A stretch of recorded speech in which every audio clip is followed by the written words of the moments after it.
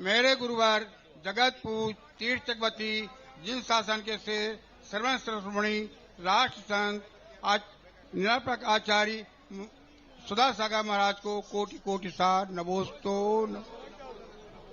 गुरुवर, ललितपुर का बहुत बड़ा सौभाग्य है और आपका जनपद पूर्व दोनों हाथ से आशीर्वाद है।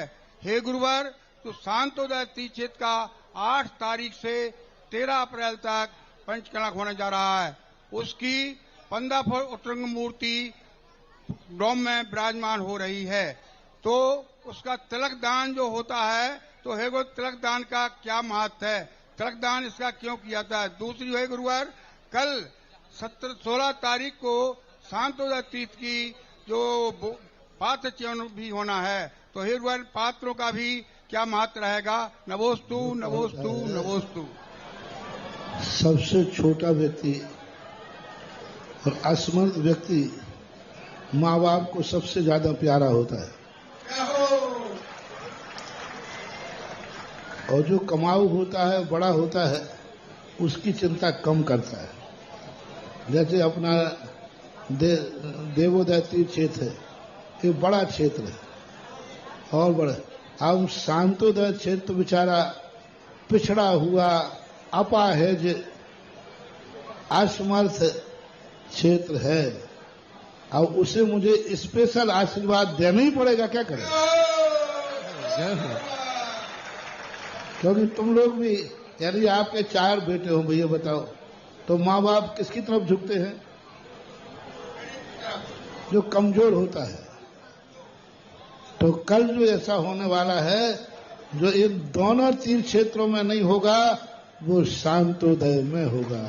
जय हो जय हो।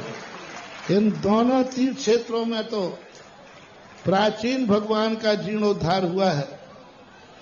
शांतोदय में तो प्राचीन 18 फुट के शांतिनाथ का जीर्णोद्धार तो है ही, साथ में नवीन 15 फुट के शांतिनाथ की पंचकल्याणक होगा।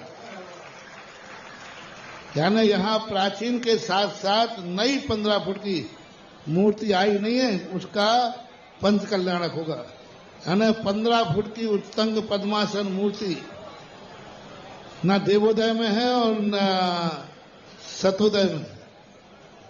खड़गासन शांतिनाथ है, तो खड़गासन तो जहाजपुर में भी है, लेकिन एक्स्ट्रा क्या हो रहा है, यानी कल जो पात्र बनेंगे उन प्राचीन मूर्ति के साथ साथ नवीन 15 फुट पद्मासन, जितने अपने अभिनंदन क्षेत्र के अभिनंदन नाथ है ना, इतनी बड़ी मूर्ति आ चुकी है। जय हो जय हो जय हो। और इनका भाग्य देखो, इन्होंने इतनी होशियारी करके 15 दिन में मूर्ति का इंतजाम कर लिया।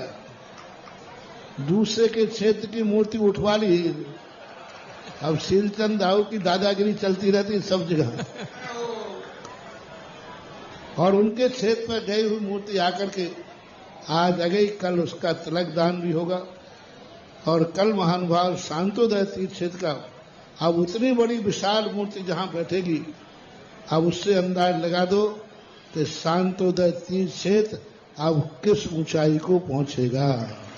जय हो। प्राचीन मूर्ति में तो वहां तुम्हारा कोई अधिकार नहीं है। छोटा सा मंदिर, सबने देखा, गवर्नमेंट का सर्वाधिक कुछ भी नहीं कर सकते तुम। लेकिन जो इन्होंने 10 एकड़ जमीन लेकर के और जो नवीन मंदिर का निर्माण करने का भाव किया है, अब जरूर शांतोदय की अपेक्षाएं हैं कि शांतोदय तीर्थ भी एक अपनी ऊंचाई पर छुएगा, और तीर्थ यात्रियों के लिए सबसे अच्छी व्यवस्था बनाने का प्रयास कर रहे हैं। तो शांतोदय तीर्थ क्षेत्र भी कल इसका मंगलाचरण होगा। पुराना और नए का कॉम्बिनेशन बैठेगा। पुराने भगवान का तो होना ही है, लेकिन नवीन भगवान की पंचकर्णाक प्रतिष्ठा भी कुछ पंचकर्णा हुए, यानी कल के पात्रों को जो बनेंगे उनको 2-2 पंचकल्याणक का एक साथ पुण्य लगने वाला है। प्राचीन का अलग और नवीन का, दोनों का अलग अलग लगने वाला है। तो कल भी कम नहीं है महानुभाव। जो आज थोड़े बहुत चूक गए वो कल लगा लो हिम्मत। हाँ, अब फिर बाद में पता नहीं कब क्या होगा, लेकिन बस अब कल का आखिरी दिन का पंचकर्माक है और इतना अच्छा।